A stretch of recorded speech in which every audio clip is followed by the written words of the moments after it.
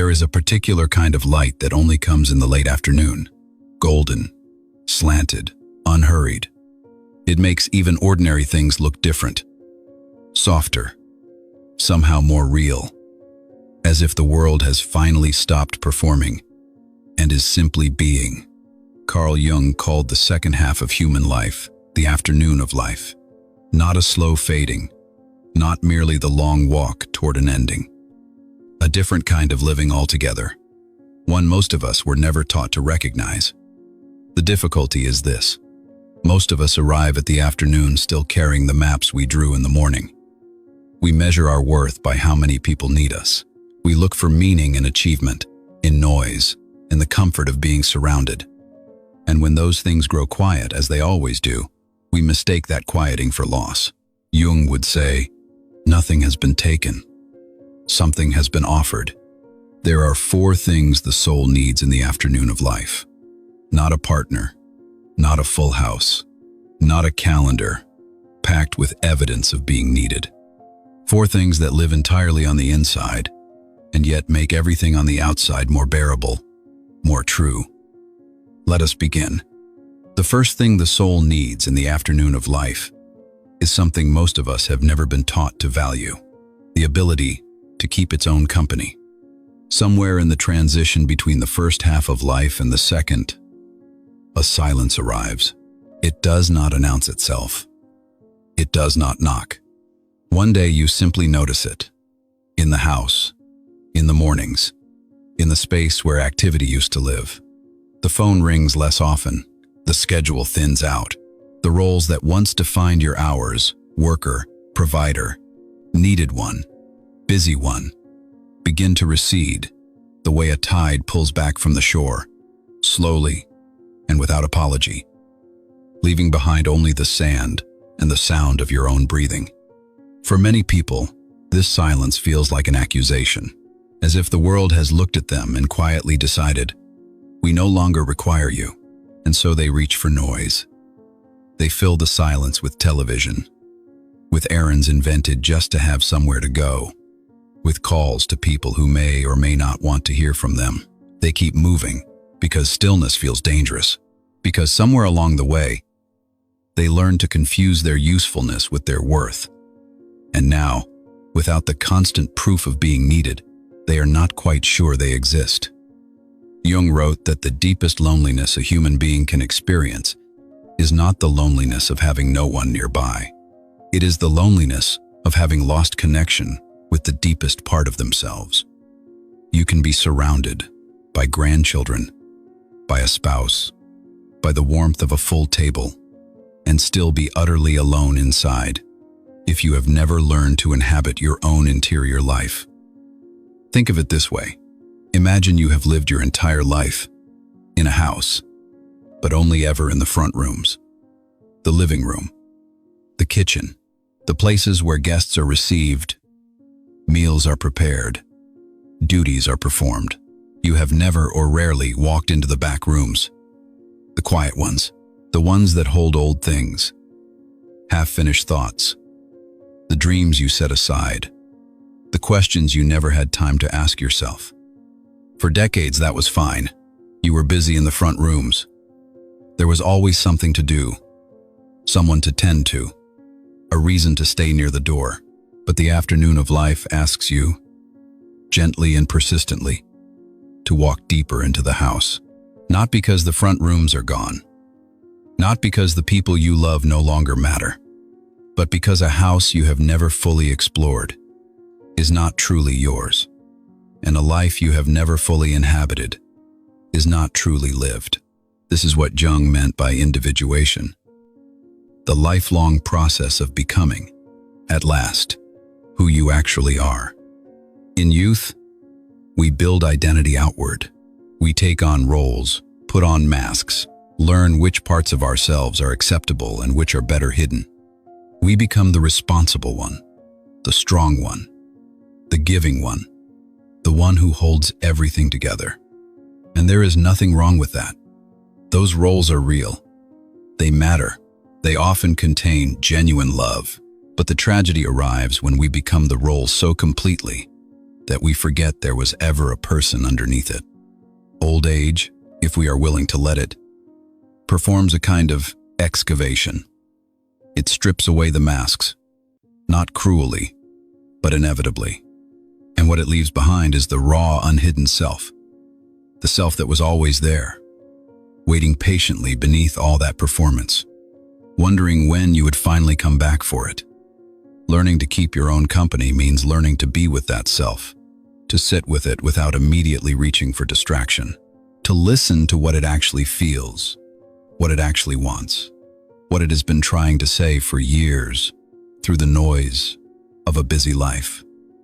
It does not mean becoming a hermit. It does not mean turning away from love or withdrawing from the people who matter. A soul that knows how to keep its own company is not a cold soul. It is a rooted one. It loves more freely, precisely because it does not depend on others to hold it upright. It knows, I am here. Even in the silence, I am still here.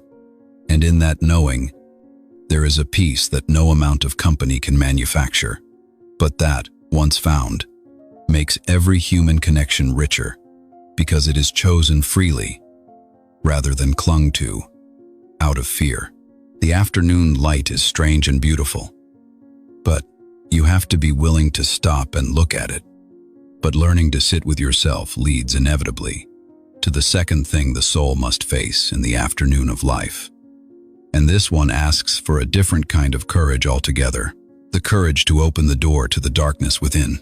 Once a person begins to keep their own company, once the silence is no longer something to escape, but something to enter, they will discover something unexpected. The interior life is not all warmth and golden memory. There are shadows in there. Old angers that were never spoken. Guilt that has been carried so long, it has begun to feel like furniture.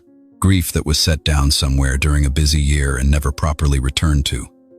Jealousies we are ashamed of. Fears we never named. Choices we made, and then buried beneath the forward momentum of living, hoping they would not resurface. They surface in the afternoon. They always do. Carl Jung called these the shadow, the parts of ourselves we have refused to acknowledge. Not because they are monstrous. Most of them are not monstrous at all. They are simply human. They are the parts we decided, at some point, were incompatible with the image we were trying to maintain. The image of the good person, the strong person, the selfless person, the person who had it together. And so we pushed them down, and they went. But they did not disappear. Jung's most radical and enduring insight was this: what we refuse to see in ourselves does not vanish. It goes underground. And from underground, it runs us. It shapes our reactions, without our knowing. It causes us to lash out at people for reasons we cannot explain. It makes us project onto others the very things we cannot tolerate in ourselves. It turns into bitterness when we are not watching. It turns into the chronic low ache of a life that never quite felt honest. The shadow can be imagined as a locked room at the back of that same house we spoke of earlier. For years, we walked past that door every day. Sometimes we heard something moving inside, but we told ourselves, not now. I don't have time. I'm not ready. It's better left alone. And perhaps during the busy years it was. Perhaps the timing was never right. But in the afternoon of life, the house grows quieter, and that room begins to knock. Not to punish you. The shadow is not your enemy. It does not want to destroy you. It wants to be seen. Jung believed, and this is the part that most people miss, that the purpose of encountering the shadow is not self-condemnation. It is wholeness. The goal is not to divide yourself into the acceptable parts and the shameful parts, but to realize that all of it is you. The generosity and the selfishness, the courage and the cowardice, the love you gave freely, and the moments you withheld it out of pride or fear. All of it. You. A person who has faced their shadow walks differently. There is less rigidity in them, less need to perform, They do not need to spend energy maintaining the fiction of having never been wrong, never been petty, never been broken in some small or large way. They have looked at those things honestly, and they are still standing, which means they know, on a cellular level, that the truth of who they are is survivable. And something else happens too. When you have honestly looked at your own darkness, you become gentler with other people's. When you know that you have also been selfish, you stop being so quick to condemn selfishness in others. When you have seen your own fear, you can meet fear in another person without contempt. This is not weakness. It is a deep and hard-won humility, the kind that cannot be performed, only earned. Many people come to the end of life still wrestling with a story they have never been honest about, still maintaining the version of events in which they were always right, always the one who suffered most, always the victim of other people's failings. That kind of story does not bring peace. It brings bitterness. It keeps the past alive as a wound, rather than allowing it to become, gradually, something that has been understood and set down. The invitation of the afternoon is not to revisit every painful thing and suffer over it again. It is simply to stop pretending, to stop whitening the record, to allow the full, complicated, genuinely human story of your life to be what it actually was: imperfect, contradictory, sometimes beautiful, sometimes not, and to find that you can hold that story with something closer to compassion than shame. You do not have to excavate everything